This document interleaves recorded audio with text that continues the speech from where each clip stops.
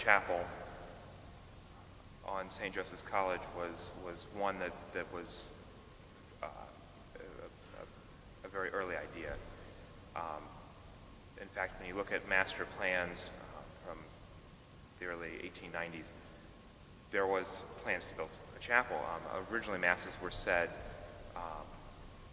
in a very small chapel that was located in the ad building.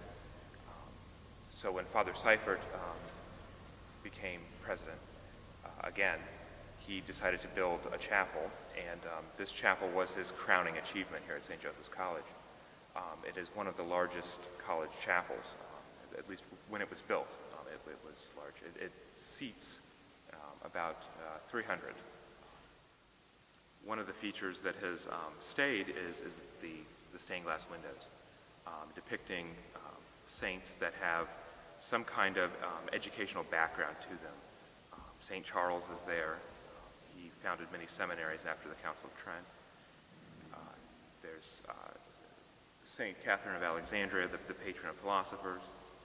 So they're all kind of educational saints. In the east transept is the depiction of Melchizedek the priest offering sacrifice, and that would have been for the seminarians kind of a devotional tool then to help them become priests. And in the other window you have Christ teaching in the temple, which shows the educational background again. Another thing that has survived is the mural above the altar, which shows the saints venerating the Lamb of God. There would have been two side murals. The one in the east transept, where the organ sits now, would have been of Gaspard of Buffalo.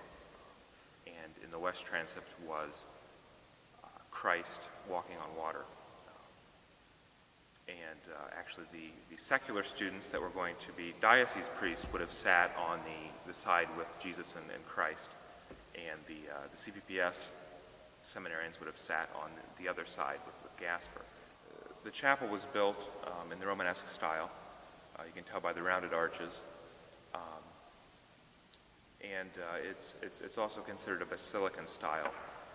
I was able to take a class with Dr. Michael Nichols on sacred art and architecture, and we went over kind of the evolution of architecture and the kinds of architecture that are used by the church. Today there are two, because the modern architecture has really become quite popular and has replaced basilican style, which is the style. It's got the open ceilings and pillars and things like that.